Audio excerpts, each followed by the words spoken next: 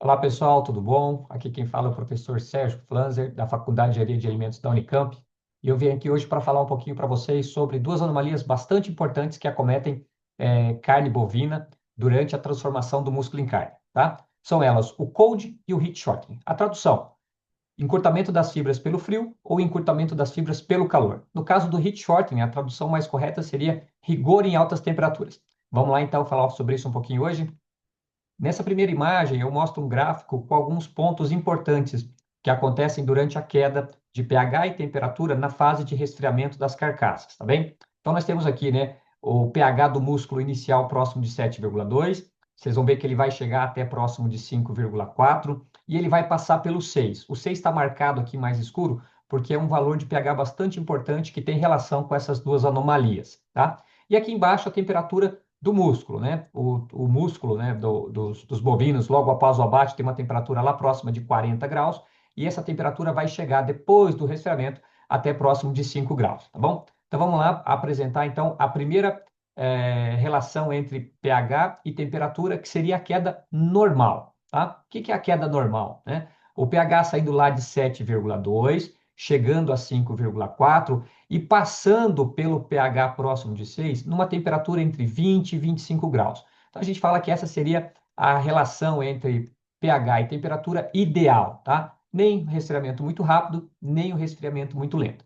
Vou apresentar agora, então, a primeira anomalia, que seria o cold shortening. Veja que é um resfriamento muito mais rápido, ou seja, a temperatura já está abaixo aqui de 15, 14, 13, 12, 10 graus, e o pH ainda está acima de 6, tá? Então, aqui é a janela em que pode acontecer o cold shortening. Então, vejam que é uma queda rápida uma queda rápida da temperatura, enquanto o pH ainda está acima de 6.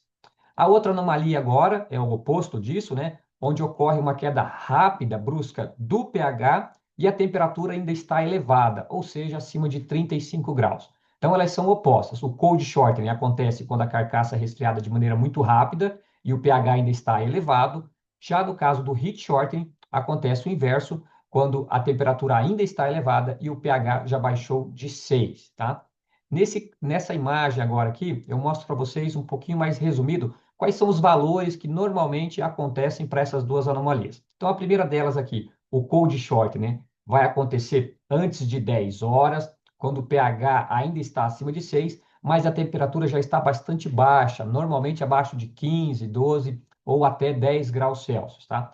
Já no caso do heat shortening, que é o oposto, né? A carcaça ainda está uma temperatura elevada, então acontece muito mais cedo, lá na primeira, segunda até a terceira hora, e o pH já está abaixo de 6, tá? Quais são as consequências, então, dessas duas anomalias na qualidade de carne? Vamos ver, então?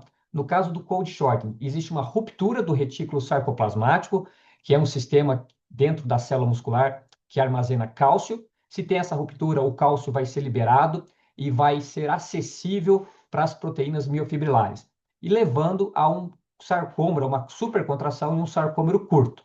Tá?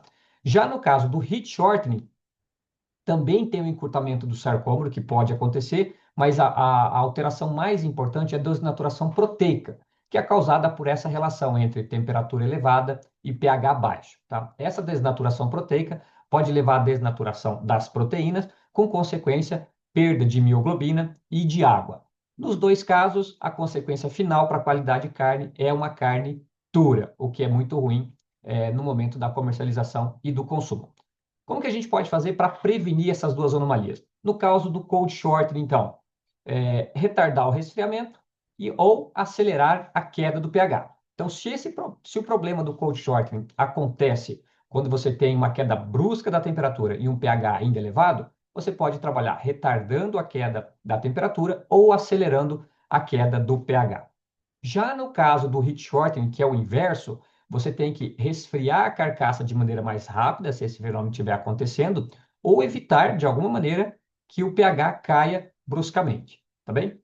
E aí? Não expliquei um pouquinho, mas não expliquei tudo, né? Quais seriam as ações e tecnologias que a indústria pode utilizar na prática para evitar as duas anomalias? Eu não vou responder para vocês, vou deixar vocês pensarem um pouquinho e a gente volta a discutir isso ou as possibilidades mais adiante, tá bem? Pessoal, agradeço bastante aí a participação e nos vemos na próxima aula. Até logo.